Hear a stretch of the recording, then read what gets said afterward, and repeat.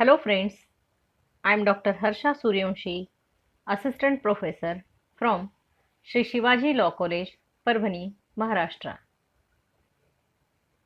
In this video, we will discuss about the Minimum Wages Act 1948. Let us first see what are the aims and objectives of the Act. The Act aims to fix minimum rates of wages in certain employments. इस अधिनियम के तहत कुछ employments के लिए न्यूनतम वेतन, न्यूनतम मजदूरी का सुझाव या फिर प्रयास किया गया है. The Act also aims to review minimum wages at specified intervals. Now, who shall be liable to make payment of minimum wages? न्यूनतम मजदूरी देना किसकी जिम्मेदारी है? It shall be the responsibility of the employer to pay minimum wages. But who is an employer? According to Section 2, Clause E, an employer means any person who employs directly or through another person one or more employees. ऐसी जो भी व्यक्ति है, जो व्यक्ति directly या other person के through employees को एम्प्लॉय करते हैं, एक या एक से ज्यादा, तो उसे एम्प्लॉयर कहा जाएगा. This section further defines who is employer. In case of a factory, employer shall be the manager. In case of any scheduled employment under the control of Government of India, employer shall be a person appointed by the government, or head of the department of such employment shall be the employer. अगर कोई employment government of India के control में है, तो ऐसी स्थिति में जिस व्यक्ति को गवर्नमेंट द्वारा अपॉइंट किया जाता है, वह व्यक्ति न्यूनतम मजदूरी देने के लिए रिस्पॉन्सिबल है, या फिर जो भी उस एम्प्लॉयमेंट का हेड ऑफ द डिपार्टमेंट है, वो रिस्पॉन्सिबल रहेंगे न्यूनतम मजदूरी देने के लिए.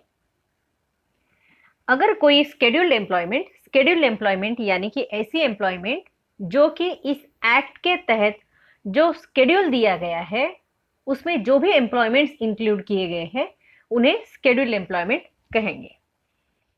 ऐसी स्केड्यूल्ड एम्प्लॉयमेंट अगर किसी लोकल अथॉरिटी के कंट्रोल में है, तो जिस पर्सन को लोकल अथॉरिटी ने अपॉइंट किया गया है, उस व्यक्ति की रिस्पॉन्सिबिलिटी रहेगी कि वो न्यूनतम मजदूरी दे, या फिर जो भी चीफ एग्जीक्यूटिव ऑफिसर रहेगा उस लोकल अथॉरिटी का, उसकी वो जिम्मेदारी होगी कि वो न्यूनतम मजदूरी दे.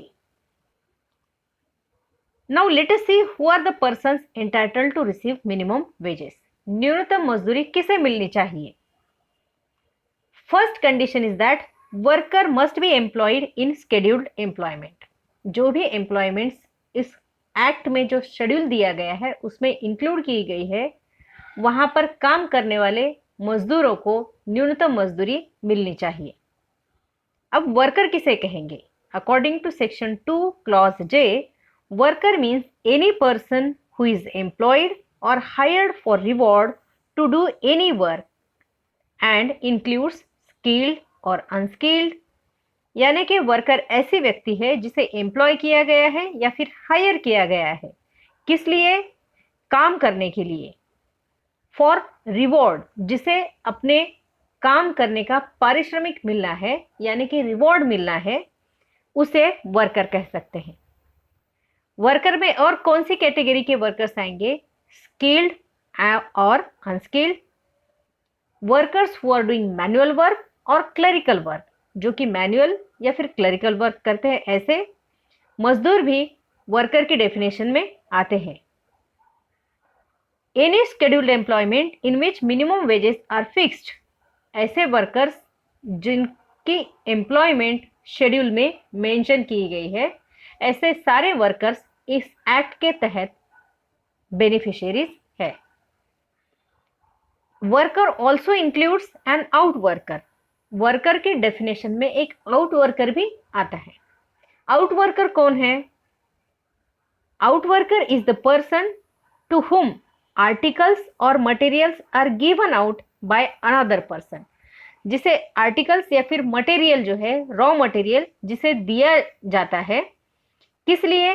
To make up, wash, alter, ornament, finish, repair, adapt और प्रोसेस्ड फॉर सेल। जिसे रॉ मटेरियल प्रोवाइड किया जाता है और हो सकता है कि जो रॉ मटेरियल दिया गया है वह देने वाला व्यक्ति खुद ही उसका व्यापार करता हो, या फिर ऐसे भी हो सकता है the process is carried out in the home.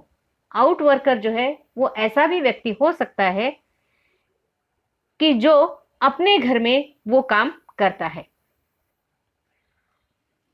Now let us see who are the persons who are entitled to receive minimum wages.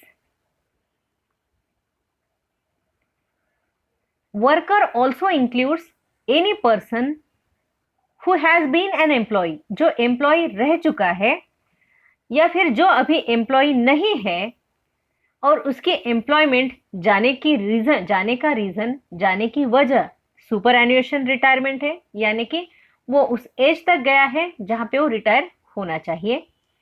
He has been dismissed या फिर रिमूव्ड, डिस्चार्ज और whose services are terminated for the purposes of claim. अगर कोई employ, उसकी अगर services terminate भी की जा चुकी है लेकिन उसकी एम्प्लॉयमेंट या फिर जो जहां पर वो काम करता था, ऐसी एम्प्लॉयमेंट अगर शेड्यूल में मेंशन की गई है तो ऐसा भी व्यक्ति वर्कर कहलाएगा और वो भी न्यूनतम मजदूरी पाने के लिए एलिजिबल रहेगा।